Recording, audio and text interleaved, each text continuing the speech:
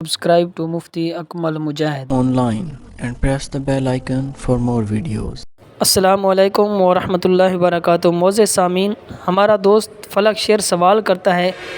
کہ ناپاکی کی حالت میں سلام کرنا، ذکر و اذکار کرنا، درود شریف پڑھنا جائز ہے یا ناجائز ہے؟ تو ناپاکی کی حالت میں سلام کا جواب دینا جائز ہے، ذکر و اذکار کرنا اور درود شریف پڑھنا بھی جائز ہے کہ ابن ماجہ کی حدیث پاک ہے، حضرت ابو ہریرہ خود بیان فرماتے ہیں کہ حضور نبی کریم رؤوف رحیم صلی اللہ علیہ وآلہ وسلم مجھ سے ملے جب کہ میں حالت جنابت میں تھا، ناپاکی کی حالت میں تھا، اور میں حضور نبی کریم صلی اللہ علیہ وسلم کو دیکھا تو اپنا راستہ تبدیل کر لیا اور سلام پیش نہیں کیا۔ پھر جب میں اپنے گھر گیا، غسل کیا، حضور کی بارگاہ میں دوبارہ حاضر ہوا تو حضور نبی کریم رؤوف رحیم صلی اللہ علیہ وآلہ وسلم نے مجھ سے پوچھا کہ اے ابو ہریرہ، کیا وجہ تھی کہ آپ نے مجھے دیکھا اور سلام نہیں کیا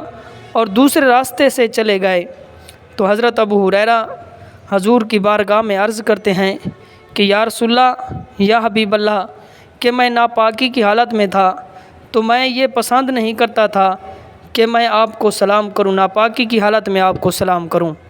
تو حضور نبی کریم رؤوف رحیم صلی اللہ علیہ وآلہ وسلم نے فرمایا، اے ابو ہریرہ، مسلمان ناپاک نہیں ہوتا، یعنی جنابت کی حالت میں حکمی نجاست ہوتی ہے، حقیقی نجاست نہیں ہوتی۔ اس کا مطلب یہ ہے کہ زیادہ کہ اس کے ہاتھوں پر نجاست نہیں لگی ہوتی کہ سلام کرنے سے دوسرے آدمی کے ہاتھ کو نجاست لگ جائے، تو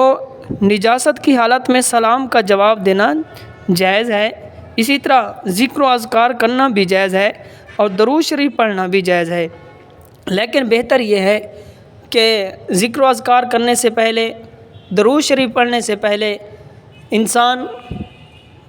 وضو کر لے اور کلی کر لے۔ ہاں، لیکن ناپاکی کی حالت میں